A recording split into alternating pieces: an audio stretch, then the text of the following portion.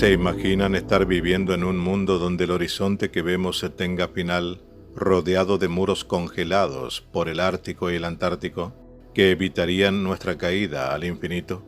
Y que la luna que vemos cada noche, o dependiendo de la lunación en algunos días, solo es un plasma sin nada que se considere material, engañando a la humanidad? ¿Es eso lo que piensan algunos en su realidad fantasiosa, intentando convencer de ello a otros, pero con datos de dudoso origen y factura? Todo esto negando miles de cuestiones relacionadas con el efecto crucial que el satélite de la Tierra influya en prácticamente la mayoría de los eventos de las actividades humanas y biológicas, desde su cuerpo físico a los fenómenos naturales de nuestro planeta, como por ejemplo el efecto sobre las mareas, fundamental para los seres vivos. Pero para esto, los negacionistas de la redondez terrestre también tienen una explicación. Posturas tan incoherentes e irrisorias como la gente que los sigue y apoya, de casi 100.000 personas en un canal de YouTube que los defiende, y por otro lado, otros pocos más de 100.000 socios de la Fair Play Society, que intentan hacer lo mismo desde hace décadas, sin progreso alguno a la vista. Las reputaciones de un mundo tan circular como las neuronas que a estos terraplanistas y plasmáticos se les falta, apabullan su ignorancia de una realidad que los agobia, los absorbe y no les permite vivir. Sus técnicas basadas en datos muy técnicos, que como fueron hechos por humanos pueden tener errores, dejan más dudas que certeza de lo que quieren demostrar. Tierra plana, vibraciones del cosmos y otras fantásticas teorías.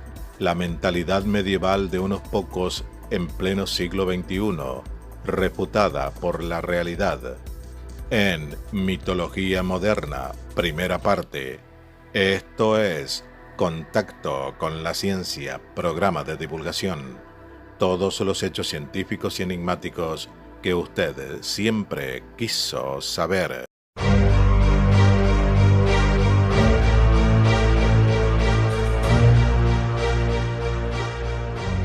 ¿Creía la gente de la Edad Media que la Tierra era plana? Ciertamente, una rápida búsqueda en Internet puede convencernos de que esto era efectivamente así, aunque docenas de páginas web nos informan también de que este es un mito que hay que desenmascarar. El hecho de que tantos expertos en la red sigan repitiéndolo constata lo duradera de que puede llegar a ser una idea falsa. La afirmación de que en aquella época era habitual decir que la Tierra era plana es actualmente una metáfora política para referirse a quienes niegan el poder de la ciencia.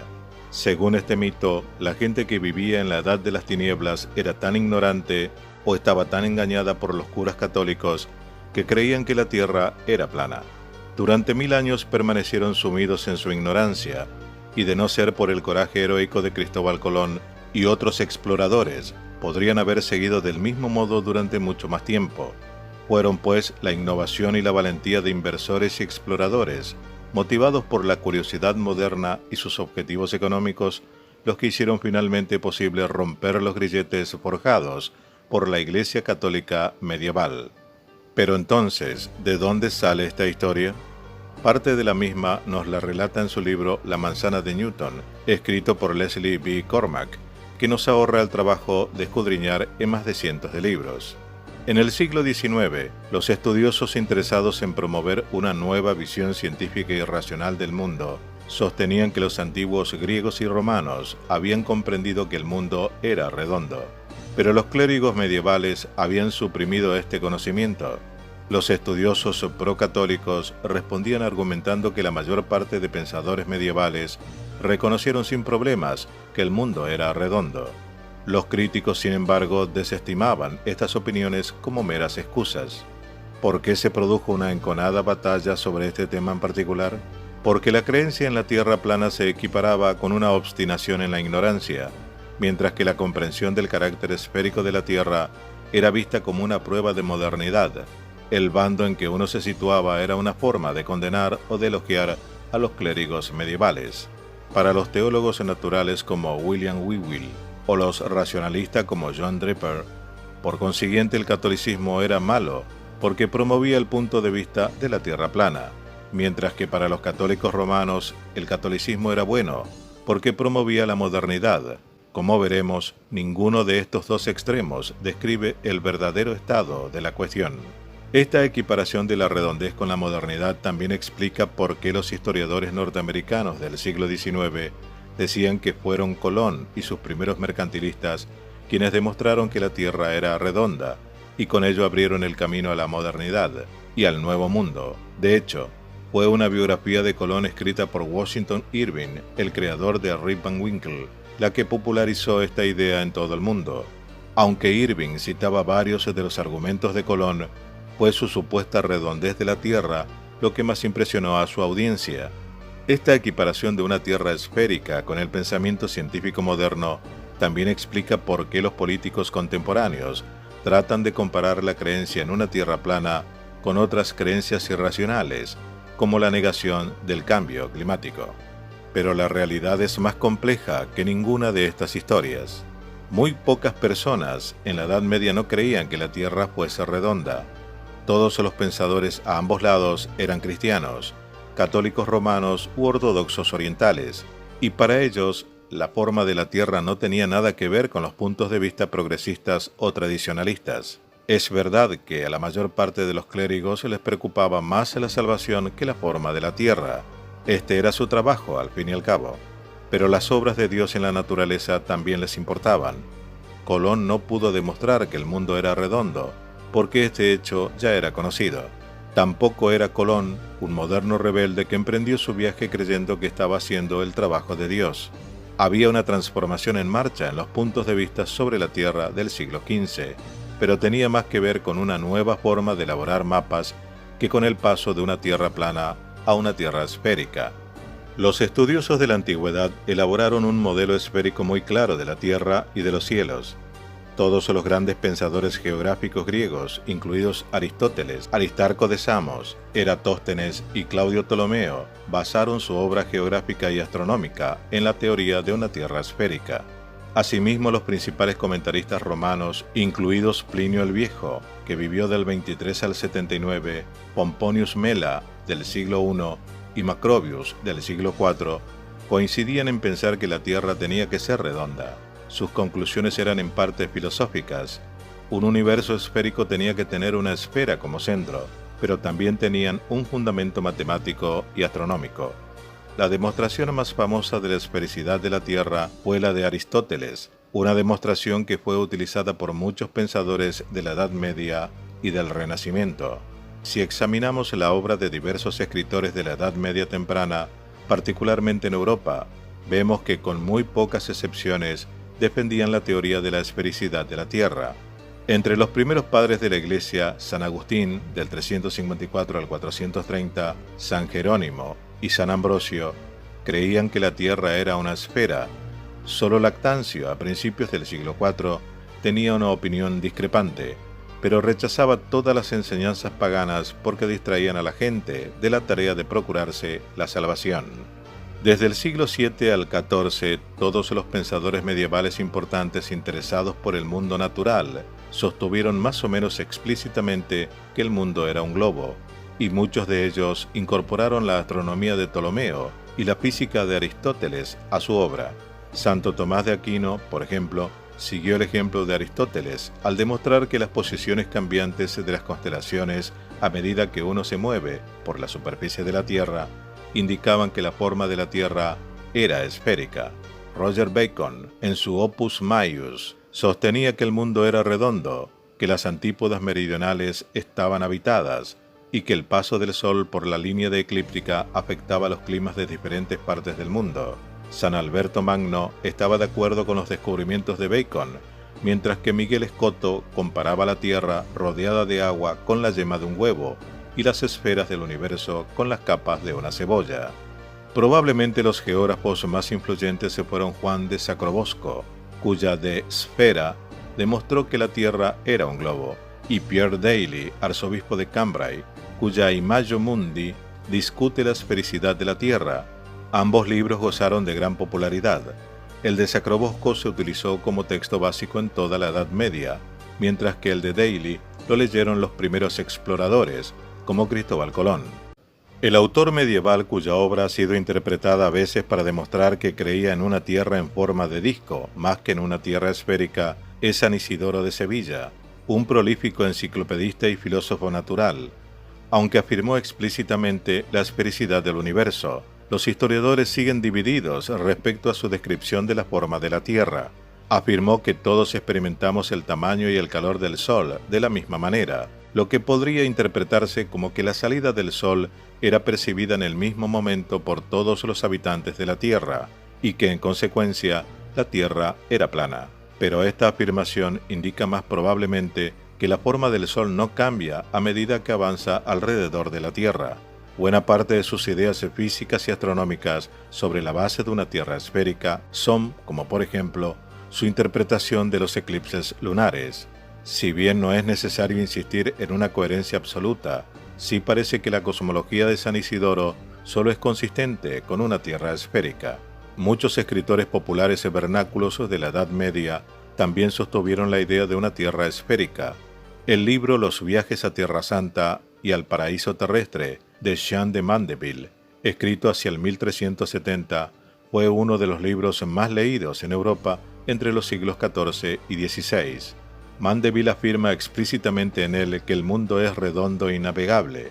Dice textualmente: y por consiguiente afirmo con certeza que un hombre podría recorrer el mundo de cabo a rabo, por el norte y por el sur, y volver de nuevo a su país, y siempre encontraría hombres, tierras, islas, pueblos y ciudades como los que hay en su país, afirmaría el escritor.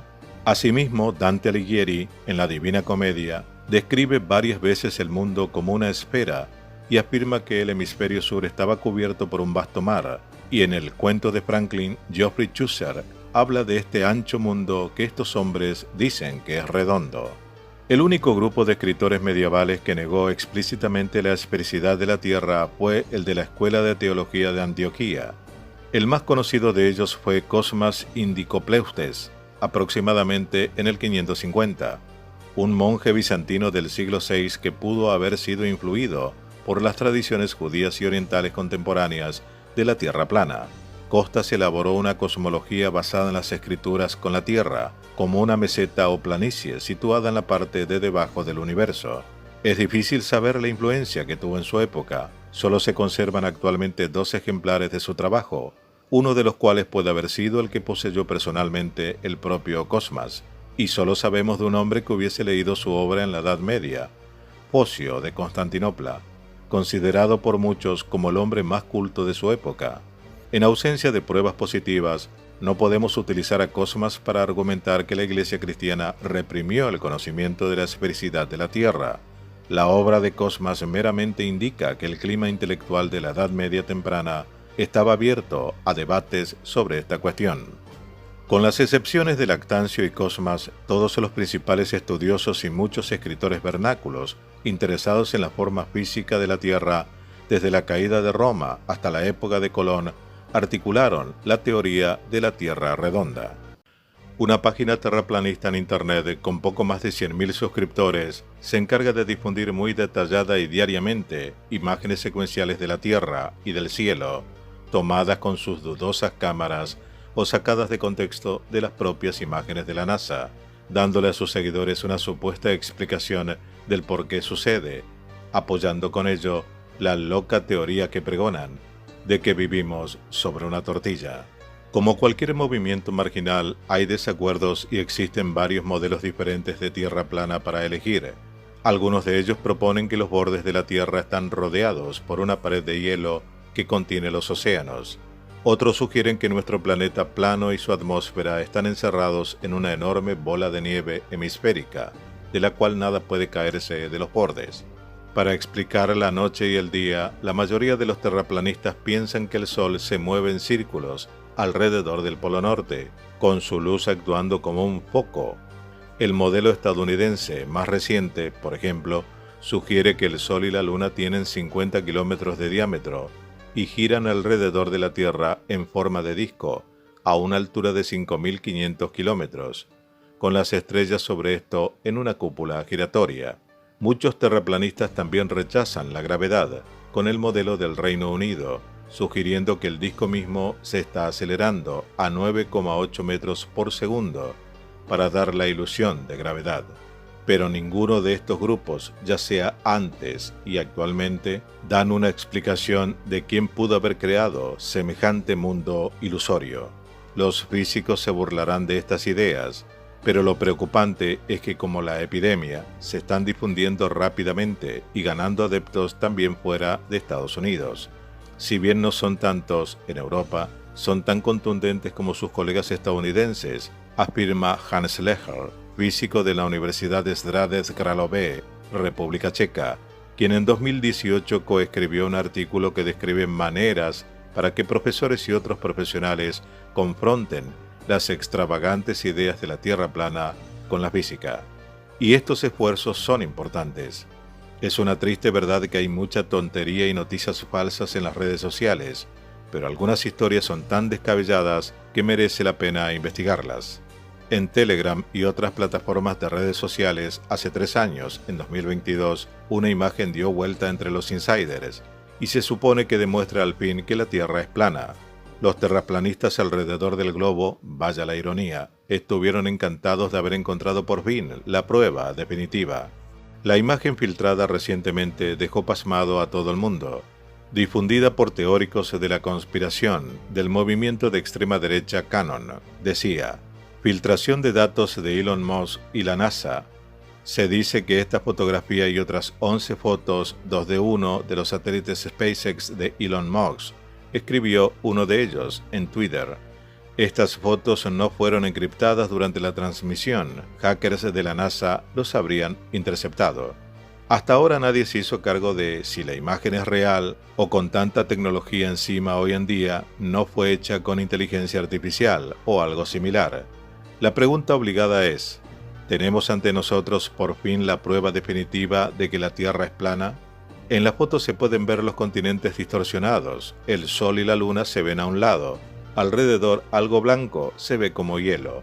Algunos teóricos de la conspiración podrían inventar algo, pero después de todo lo que escuchamos, la foto no es una prueba, sino una torpe falsificación. Así lo demuestra también una comprobación de hechos realizada por Minicama, una plataforma para el esclarecimiento de fraudes e informes falsos en Internet, en lengua alemana. Los verificadores exponen inconsistencias obvias, como el hecho de que los satélites Starlink de SpaceX no tienen cámaras que fotografíen la Tierra. La foto no es en absoluto una nueva foto filtrada, sino que ha estado dando vueltas en Internet como un meme desde hace más de 3 años, afirma Minicama. Según los verificadores, la imagen es una proyección estereográfica que puede utilizarse para proyectar una esfera sobre un plano en geometría, por ejemplo. Incluso hay un video en Internet explicando la técnica. Dado que las esferas y los planos aparecen en muchos ámbitos de las matemáticas y de sus aplicaciones, la proyección estereográfica se utiliza también en análisis complejos, cartografía, geología y fotografía. Pero probablemente ni siquiera estos hechos convencerán a los teóricos de la conspiración terraplanista. La mayoría seguirá creyendo en sus hechos inventados y de la idea que estamos viviendo sobre una tortilla. Esto fue Contacto con la Ciencia, programa de divulgación.